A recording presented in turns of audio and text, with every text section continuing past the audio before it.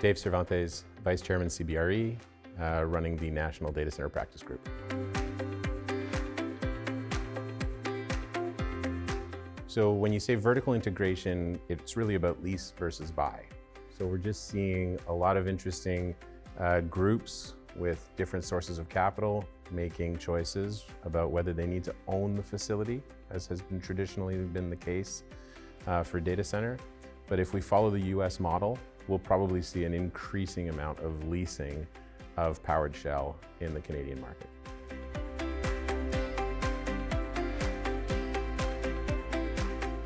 I'm glad you mentioned connectivity, because it's not just about land and power. Power is certainly very important. As data centers get more dense inside them, the footprint of the data center is no longer pushing for acreage. But we are certainly focused on power, and no data center can function without proper connectivity. So it just keeps getting a little bit more sophisticated as we go in terms of what makes a good data center site.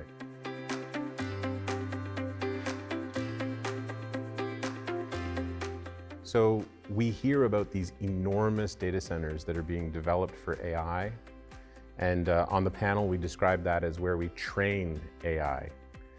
And as much as we train AI at a destination data center, which can get very large, we need smaller data centers all across the country to be moving that information back and forth.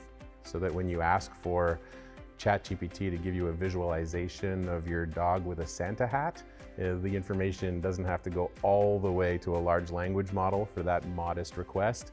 In fact, it's just going to a data center near you. So we will see large isolated data centers supported by a web of smaller data centers all across the country.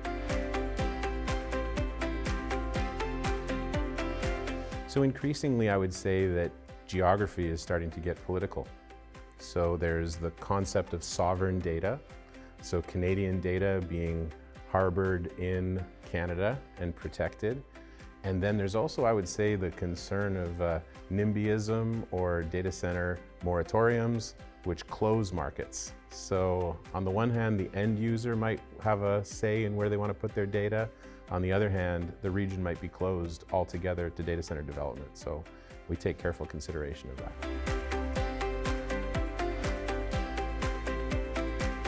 So the real estate trend we need to be tracking here is power. How much power can you add to your land parcel? Power is driving price of land. So arguably, if you find your way to having 5 or 10 megawatts on a good-sized piece of land, but in 5 or 10 years, that could be 50 or 100 megawatts, then you might want to hold that asset because the value of the land will increase with the amount of power over time.